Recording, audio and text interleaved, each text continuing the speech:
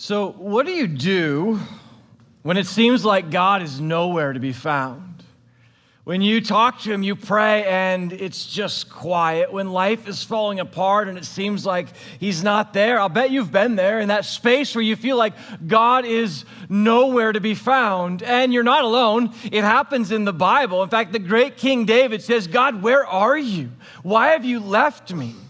Job says, "Everywhere that I look, to the north, the south, the east, and the west, I can't see God." God is, in those moments, nowhere to be found. I've certainly had those moments in my life, maybe even to the point where I want to give up on God. So what do you do? What do you do when it seems like God is nowhere to be found? We're going to follow this story today in the book of Esther. If you got a Bible with you, get it out, turn it on, make your way in the Old Testament to Esther. And something that is very unique about the book of Esther is that in the entire book, in the entire story, God is nowhere to be found. God is not mentioned even one single time in the entire book. And yet there's an invitation in this for us.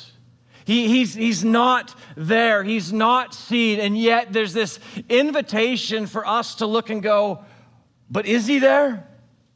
As the story unfolds and we see the details, there's a chance for us to go, maybe God is actually working some things out and putting some things together here. And I think as we follow the story of Esther, we can even look at our own lives, because there are times where we feel like God is nowhere to be found, right? God, where are you in my life? Where are you in my family? God, where are you in our country? And it feels like He is nowhere to be found. And so as we follow the story of Esther, I think there's an opportunity for us to also examine our own lives. We might feel like God is nowhere to be found, but to look into the details and behind the scenes to go, is He working? Is His hand at work in ways that even we might not see?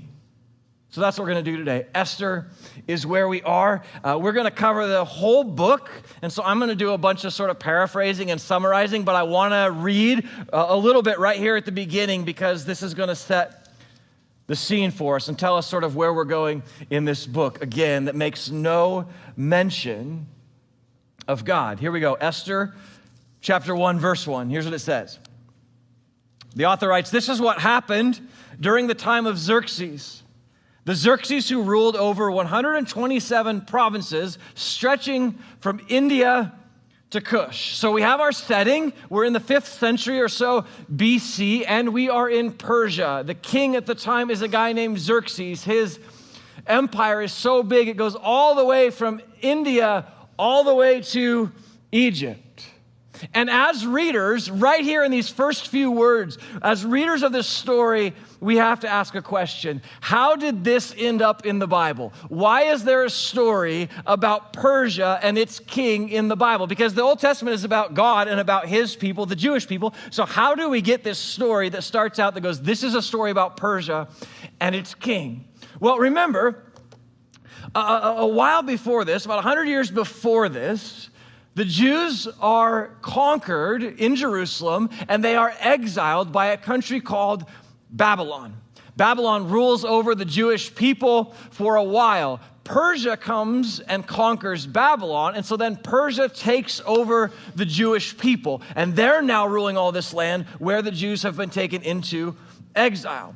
Xerxes' grandfather, when he took power, he actually let a bunch of the Jews, if they wanted to, he let them go back home so they could start to rebuild their nation. They could rebuild the city of Jerusalem. They could rebuild their temple. But a number of the Jews decided to stay. They had built a life in Persia. Things there were good for them or whatever. They didn't want to make the journey back home, and so they stayed in Persia. This is sort of the scene we have. We are in Persia, and we have a group of Jewish people living under the rule of Xerxes, who have decided not to go back to Israel, but remain a remnant in what was once Babylon and is now this giant empire called Persia. That's the backdrop to our story. Verse 2, it says, "At that time, King Xerxes reigned from his royal throne in the citadel of Susa." Susa was the capital of Persia. It's in modern-day Iran. In the 3rd year of his reign, he gave a banquet for all of his nobles and his officials and the military leaders of Persia and Media, the princes and the nobles of the provinces. They were all present. For 180 days, he displayed the vast wealth of his kingdom and the splendor and glory of his majesty. When these days were over, the king gave a banquet, another banquet, lasting 7 days in the enclosed garden of the king's palace. It was for all the people, from the least to the greatest, who were in the citadel of Susa. Okay, so this guy throws a party, actually 2 parties. He throws one that lasts for 180 days, 6 months, and they get to the last day and he goes, that's not enough. I want to keep up this party. So he goes, let's have another 7 days of party. And Persian parties are honestly basically drunkenness and sex. They are just complete debauchery. And he tells us why he did this in verse 2. It says that he did this to display his vast wealth. Is the power move. This is all to show you how great and powerful he is. It goes on to say that it was open bar. People could have whatever they want. They were serving drinks in goblets that were made of gold. And that what we're supposed to hear as the reader is that this Xerxes is all powerful. He is all wealthy. He has everything and more that a person could want, and no one can challenge him. He is the greatest authority, the most powerful man on the earth. Watch this, verse 10.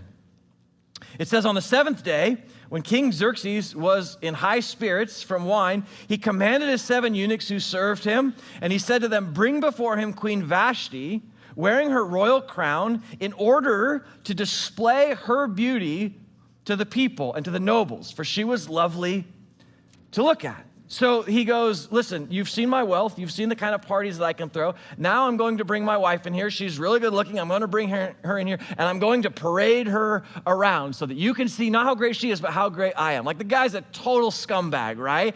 And so this is what he wants to do. Now, what happens next is awesome, because the queen's like, nah, I ain't doing that. Sorry, not happening. She refuses to go and do this. And so Xerxes is furious. He's drunk, of course. He's been partying up. And so he's mad. And so he gets his advisors together and he goes, what should we do? And him and his idiot advisors come up with this plan, and they issue this decree to the entire nation. They send this message out and they say, today, beginning on this day, all of the wives in Persia must submit fully to their husbands. One of his advisors is like, listen, if people find out that the queen disobeyed the king, you can just imagine what wives everywhere are going to do, right? Like, these guys are idiots. And I just feel like, just public service announcement probably here, like, especially for the fellas, like husbands, like, if you try and tell your wife or your family that you're in charge, you're not in charge, okay? And that's what he's finding out the hard way, because Vashti's like, I'm not your arm candy. I'm not coming. You're not going to parade me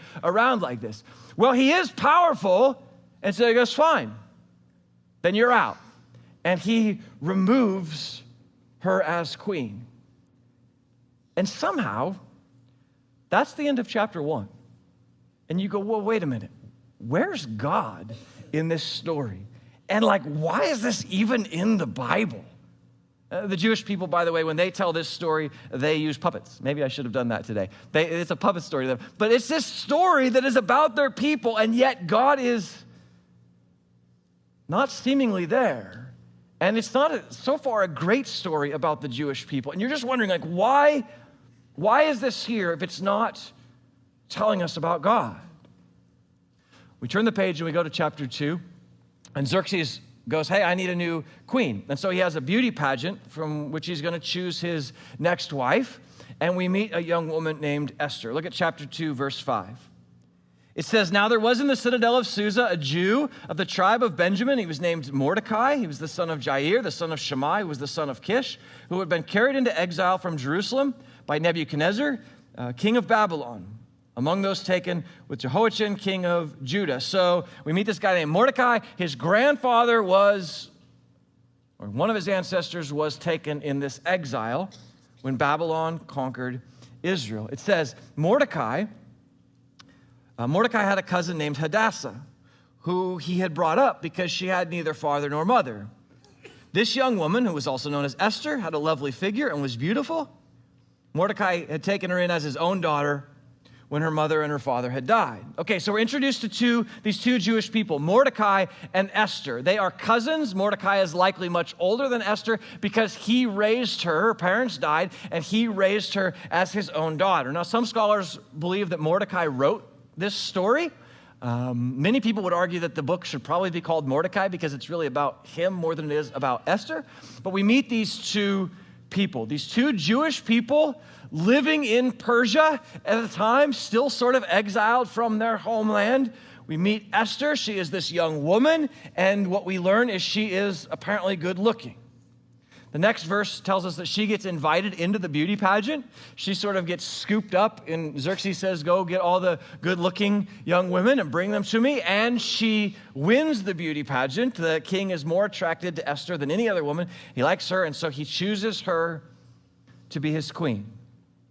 Now, maybe, still no mention of God, but maybe here's where we might start to sort of wonder, just wonder, is he at work?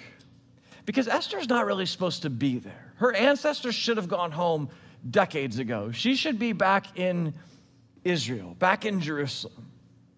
And then she stays there, and then her parents die, and then she just happens to have a cousin who can adopt her, and that cousin just happens to live in the capital city and just happens to work near the gates of the palace. And so this young woman who is somehow able to keep her nationality as a Jew a secret happens to get invited into this little beauty pageant. And now what you have is this Jewish orphan girl who is the queen over the most powerful empire, one of the most powerful empires in history.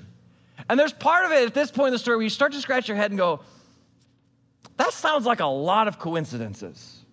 Maybe there's something else going on here. But let me keep going. Verse 21. It says, still in chapter 2, verse 21, it says, during this time, so right after Esther becomes queen, during this time, Mordecai was sitting at the king's gate. Bigthana and Teresh. Bigthana is a great name, by the way. If you're having children, I would throw Bigthana in the mix. That is beautiful. Bigthana and Teresh, two of the king's officers who guarded the doorway, became angry. They conspired to assassinate King Xerxes. But Mordecai found out about the plot. He told Queen Esther. She in turn reported it to the king and gave credit to Mordecai. The report was investigated, found to be true, and the two officials were impaled on poles. That sounds terrible. And all of this is recorded in their history. So there's this little incident. There's this plot to kill the king. Mordecai hears about it. He tells Esther. Esther goes and tells Xerxes. They find the would-be assassins, and they kill them. And it's kind of a weird standalone story. It's like, okay, we're already in a weird story where we're kind of wondering, why is this in the Bible? Why is this in here? It just like kind of drops in here, these few verses that have really nothing to do with anything. They just show up. And I think as the reader, you're kind of going like, that's weird. Okay. All right. Let me hang on to that for a minute. Maybe there's something to this. Maybe we're going to hear about this again. And then that's the end of chapter 2. Just kind of like hard cut. End of chapter 2. Still no mention of God. Turn the page to chapter 3. It's sort of a new scene, and we meet a guy named Haman. Haman is Xerxes' like right-hand guy. He loves him. In fact, so much so that Xerxes issues this order, this decree, that everyone must bow down and honor Haman. So Haman, he goes walking through town, and he loves it. He's got a big ego. He goes walking along, and people are just bowing down in the streets and honoring him. Except this guy named Mordecai. Mordecai refuses to bow down to Haman. And again, maybe a little glimpse here, not as a reference to God, but maybe a little glimpse here that Mordecai knows something about the God of his ancestors, the God of Israel, because he's doing something we've seen before, something his ancestors did, that Daniel and guys named Shadrach, Meshach, and Abednego, something that they did. And he's going, no, I'm not bowing down to anyone. There's no mention of God, but maybe there's a little hint here as he defies this order. Now some people approach him and they go, what's the deal, man? Like to Mordecai, like why would you risk your life? Why do you refuse to bow down to Haman? And there's this question they ask him in chapter 3, and if you got your Bible, you should underline it because it's central to this whole book. It says in chapter 3, they approach Mordecai and they say to him, "Why do you disobey the king's command?" Good question. Why does he refuse to bow down to Haman and risk his life? Again, maybe there's some hint of spiritual conviction here.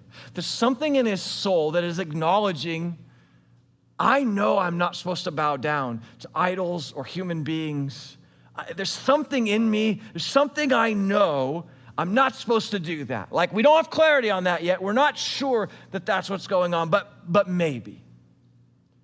So this guy Haman, big ego, and so he's ticked, and so he's like, I'm going to kill Mordecai. But not just Mordecai, I want to actually kill all of his people. And so he comes up with this plan. He's going to approach the king with this plan. Hey, I want to kill all the Jewish people. Remember, the king doesn't know that he's married to a Jew. And so he goes, to Xerxes, says, I want to kill all the Jews. Would you please let me do that? In fact, he offers to pay Xerxes money. He goes, I will pay you in silver. In fact, he offers him modern equivalent of about $20 million in silver. Like, he really wants to kill the Jewish people, right? And Xerxes goes, no, wait, you don't have to give me any money. Like, we're friends. Like, we're good. Just, if these people are a problem, which Haman says they are, then take care of it. Go and kill all of them. Now, you got to stop here for a second. We got to understand how we got here.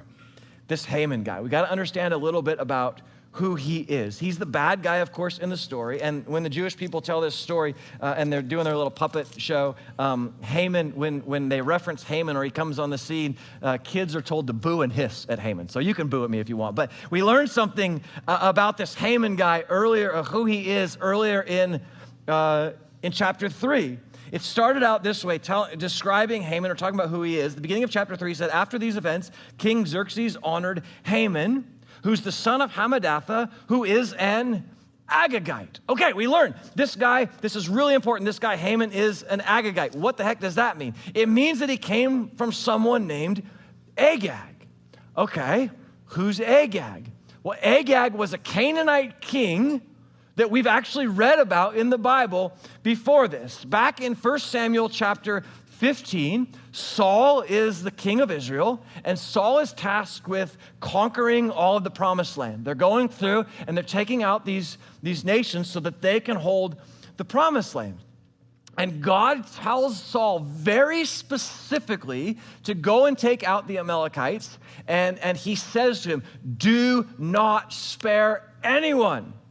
Kill every last one of them. But listen to what Saul does in 1 Samuel 15. Verse 9 says this. But Saul and the army spared King Agag and the best of the sheep and the cattle, the fat calves and the lambs, everything that was good. They were unwilling to destroy them completely. So Saul had been given this order by God to kill the king, but he didn't. So what happened? Agag had children, and then those children had children, and those children had children, and the generations kept going and kept hanging around, and 600 years later, this dude Haman exists because Saul didn't do what he was supposed to do, and he was supposed to kill Haman's great, whatever, grandfather. And Israel in this moment is being threatened by, is experiencing the consequences of Saul's sin more than a half millennia later. They're feeling the weight of this. This is significant as we try and understand and look for ways that God might be working behind the scenes, because in this moment, it's like, okay, here's this Haman, this Agagite. Is God doing something? Is God about to do something that Saul wasn't able to do, that Saul wasn't willing to do? Is God surfacing now in a story that's been broken, and God redeems these broken stories? Is God bringing about redemption where there was sin? Because Haman is still around. He's not supposed to be, but he is. And so he is there, and he is able to ask for the extermination of the Jews. So Xerxes issues this decree. He says, yes, on such and such a date, because Haman has told him there's these people among us that are a problem. They don't follow our laws and customs. I think they're a threat. And so he issues this order. Xerxes does, on such and such a date, at such and such a time, the Jews should all be killed. And so this goes out across all of Persia. Mordecai finds out about this plan to kill the Jews. And of course, he goes to his cousin. He goes to Esther, and he begs Esther to go to the king. Remember, the king doesn't know that Esther is a Jew. So he goes to Esther, Mordecai does, and he says, you got to go and talk to the king. And Esther's like, I'm not really sure about that, because approaching the king is a crime. In fact, it's a crime punishable by death. Even the queen is not allowed to go to the king unless he summons her. It sounds very romantic, doesn't it? Unless he invites her, she's not allowed to go in to talk to him. And so Mordecai is like begging her, and he convinces her to risk going and seeing the king. And there's this really famous back and forth between Mordecai and Esther in chapter 4. Mordecai says to Esther, who knows but that you have come to your royal position for such a time as this, right? He's like, maybe this moment is the reason that you're the queen, which again is interesting. No mention of God, but he might be saying, hey, maybe someone put you in this place for this very moment. Someone more powerful and higher than you has called you to this spot. And Esther responds famously, I will go to the king, even though it is against the law. And if I perish, I perish. Again, famous interaction between these two. But what I want to show you is something that happens right before this. Mordecai says something that this entire book hinges on. It's there at the beginning of chapter 14. He's asking, or verse 14, he's asking Esther, as she's waffling back and forth, he's begging her to go and talk to the king to see if he will spare the Jews. Listen to what he says, Mordecai says to Esther, the beginning of verse 14. He says, for if you remain silent at this time, relief and deliverance for the Jews will arise from another place.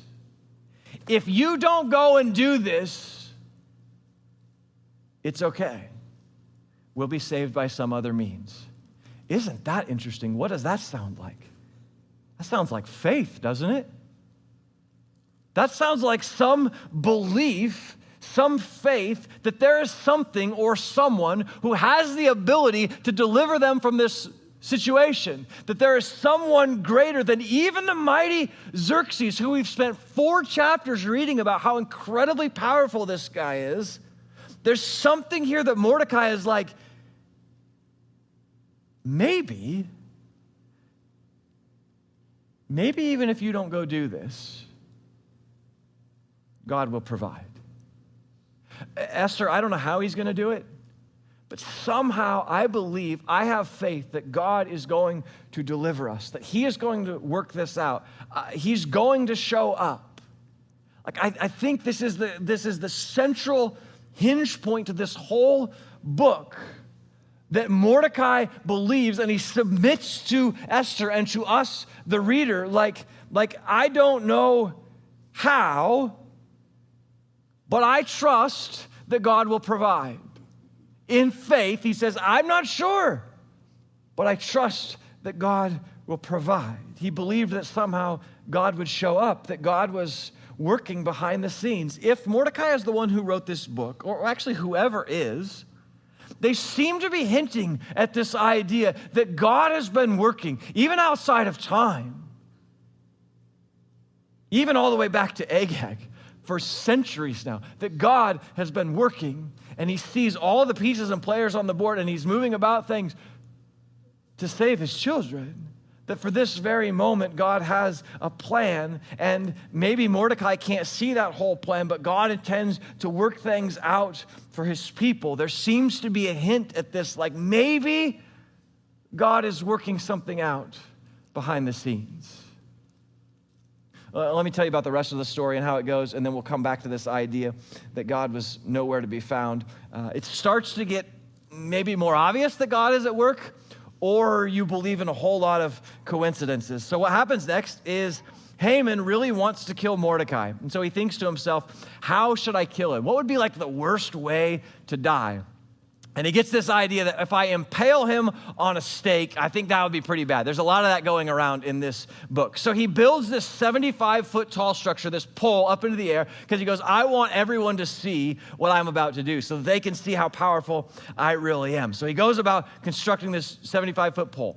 Meanwhile, Xerxes one night has a little bit of insomnia. And so Xerxes goes, I could really use a bedtime story. And so he calls one of his servants to come in and to read him a story.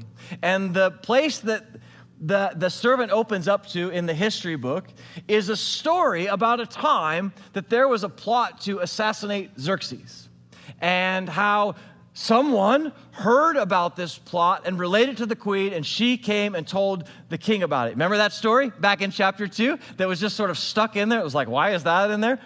That's the story that Xerxes is read by his servant. He had totally forgotten about it. And so the next morning he gets up and Haman comes to work. He comes into the palace and Xerxes is all fired up. And he says to Haman, he's really excited. He goes, what should we do if I really wanted to celebrate and I really wanted to honor a person? What is the thing that I should do? And Haman thinks he's talking about him because he's like, I'm awesome. Why wouldn't he want to celebrate and honor me? And so Haman goes, oh man, you should not hold anything back. Here's what you should do, king. You should give this person your royal robe and your jewelry. You should give them your royal horse. You should parade this person through town and let everybody know how awesome they are. And so Xerxes, in this incredible moment of irony, goes, Haman, I think that's the best idea that you've ever had, and you're the man for the job. And the man that I want to honor is Mordecai. And so Haman has to go and get the royal horse and celebrate Mordecai, and has to walk him through town going, yay, Mordecai, look everybody, the king loves this guy, the guy that he wants to kill, right? He has to go and celebrate him. Well, in the same sort of scene, something else is happening. Esther wants to host a banquet, and so she invites Xerxes to it, and she invites Haman to it. And Haman, again, is like, his ego is huge, and he's like thinking he's awesome, like, I get to go hang out with the king and the queen. How great am I? And so she invites them to this banquet, and while they're there, she reveals to Xerxes that her people are under attack, and her people are scheduled to be killed. And Xerxes goes, wait a minute, you're the queen. And she goes, yeah, you should also know that I am Jewish and all my people are about to be wiped out. And Xerxes goes, what?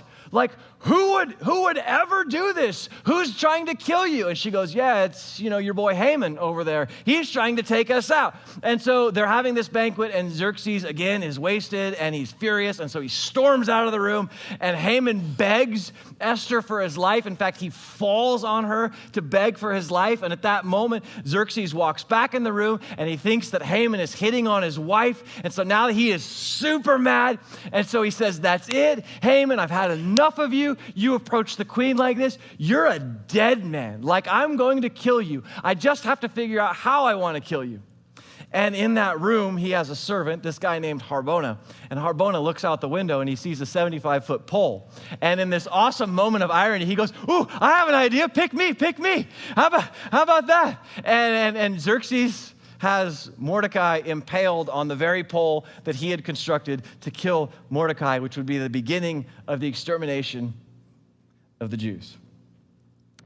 And the issue, or the decree that had been issued, a king's decree cannot be revoked, and so he issues another one, and he says, okay, on the day that the Jews were intended to be killed, the Jews are allowed to defend themselves. And so they do, and they are very successful at that. And the story ends, the book of Esther ends with the same scene that it started with, a party.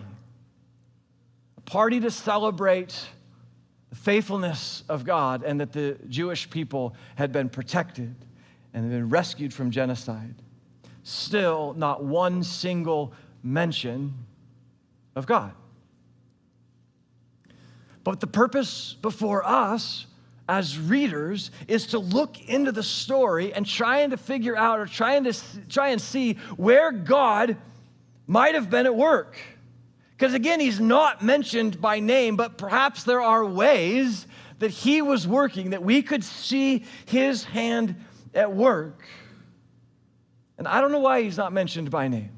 Maybe it's because the Jewish people were living in this pagan nation and they just had kind of distanced themselves from God. I'm not really sure, but he's not mentioned. And so we have the work of sort of looking into the story to go, where might God be working here? I mean, is it a coincidence that redemption comes from a 600-year-old mistake, that God surfaces the sin of Saul, a failed leader over Israel, to show God's restoration and his plan over Israel? Like, is that just a coincidence? Is it just a coincidence that Mordecai happens to live in the capital city and work near the palace gates, and this young girl named Esther her parents happen to die, she's an orphan, and happens to be adopted by her cousin so that she will have access to the palace, and this orphan Jewish girl just happens to become the queen over Persia? Is it just all sort of happenstance that this little incident where Mordecai hears about the assassination when his cousin is the queen, he's able to relate it, and then so many years later, this just happens to be the story that the servant comes and reads to the king when he wants to hear a story? Like, is it all just circumstantial? Is it all just a coincidence? Did Haman just happen to build that giant pole that the king can now use as a symbol of redemption for the Jewish people instead of a sign of destruction for the Jewish people? Is it all just coincidence? Or is it possible to say that God was at work in the story, even before and, of course, after? Is it possible to believe that God actually ordained some of these things so that he could move the pieces and the people around so that his children could be saved? And even though he's not mentioned by name, is it possible to see that he was regularly, frequently at work, even in the details? And then as you look at your own life and you wonder, why does it seem like God is nowhere to be found? What do you do? Can we take some of the same principles? Can we look at our lives the same as we look at the book of Esther? And can we go, let's look for some of the same principles, because maybe it seems in this moment like God is nowhere to be found, but could we look to see where he might be at work? And how would we go about doing that? And so let me just show you a couple things. Let me just show you two quick things here. I want to go back to this interaction that's in the middle of the book between Esther and Mordecai. And I think there's a couple things that we can pull at here for us when it seems like God is nowhere to be found. So Esther has this decision to make, right? Am I going to go and face the king? And she asks Mordecai to do something for her. She says, would you go to all the Jews and would you ask them to fast on my behalf for 3 days? And in the Old Testament, fasting is partnered always with prayer. And so she goes and she gets her fellow Jews involved in this. And so I would just say, and if you're a note taker, you want to write a couple things down, here you go. One is this, for us, that when it seems like God is nowhere to be found, we can ask someone to help us find him. Seems like God is nowhere to be found. Sometimes I can't see where God is working in my life, but someone else can. Sometimes you can't see the way God is moving things in your life, but you know what? Someone else can. And so someone you trust, a friend, a coworker, your spouse, someone who loves you, that you trust, you go to them and you go, can you help me? I'm lost right now. Can you help me see where God is working in my life? Because I can't see it. Esther goes to people that she knows will go to God on her behalf, and she knows will point her towards God. In this moment where she feels like God is nowhere, the wisest thing that she can do is ask a friend, would you help me find him? I feel lost right now. I feel like I can't see God. Would you help me to see him? Ah, man, that's so good. I think that's so powerful to me. The second thing is this, and I'll just finish kind of with what Mordecai showed us earlier, is that when it seems like God is nowhere to be found, is just to choose to trust that he will provide. Mordecai moves in faith. Faith is not a feeling. Faith is a choice. It's a decision that we make. And so he says, I'm going to move. I don't see how God's going to work. I don't see him necessarily at work, but I'm going to move and trust that he is. I'm going to believe, Esther, that God is not going to let us be destroyed. And so maybe for us, you feel like God is nowhere to be found in in a relationship that you have, and you feel like, man, I don't see any way out of this sin. I don't feel like there's any hope for tomorrow. Man, can we learn? Like, I'm going to be like Mordecai, and I'm going to choose in this moment to move in faith. I'm going to choose. It doesn't seem like God is here helping, or if he's here, it doesn't seem like he cares that much, but I know about the character of God, and so I'm going to choose like Mordecai. I'm going to choose to move in faith. God, I don't see you. I don't see what you're doing, but I trust that you're working. I trust you. I trust that you sent your son Jesus for me. I trust that you're good. I trust that you're on my side. I don't know how it's going to all play out. It seems to me like it should go this way, God, and it's not going this way. It's going a different way, but I'm going to trust that you are, like you were in this story, you are at work behind the scenes and in the scenes. And I might not see specifically what you're doing, but God, I'm going to trust you. This is faith. And this is what we can learn from this story. When God seems like he's nowhere to be found, ask a friend. I need help. I'm lost right now. Could you help me find God? And choose. Make the decision. It's hard. Make the decision to move in faith. That's enough. Let's pray. God, thanks for your word. Father, thanks for the stories that you've given us to show us who you are, to show us that you are good and faithful. And even when we might not acknowledge you or see you, you're there and you're working. God, I lift up brothers and sisters among us who feel today, God, like you're nowhere to be found. They can't see how you're working. We can't see how you're moving. The way things are going doesn't make sense. And even to the point that we go, man, I feel like I'm doing everything right and I'm calling on you, God, and I don't see you at work.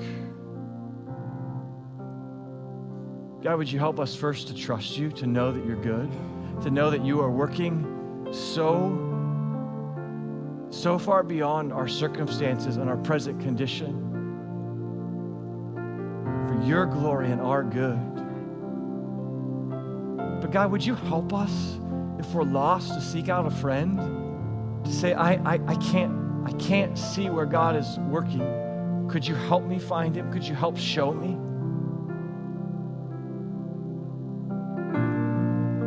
And God, today, would you embolden us in your spirit, strengthen us to move and walk in faith. This faith that you have given us and tasked us with is not a feeling. It's not warm and fuzzy. It is often difficult. It's a choice that we have to make each and every day to trust you, God. Thank you that you are patient with us. Thank you for the times that we fall down and go, I believe, but help me when I don't. You help us. You walk with us. God, we trust today you're working in our lives. This one little example that you've shown us that you are always at work, even over centuries. You have a plan and you're good. We love you and we thank you for Jesus who lost his life so that we could have life now and forevermore. We pray these things in his name. Amen. Would you stand with us?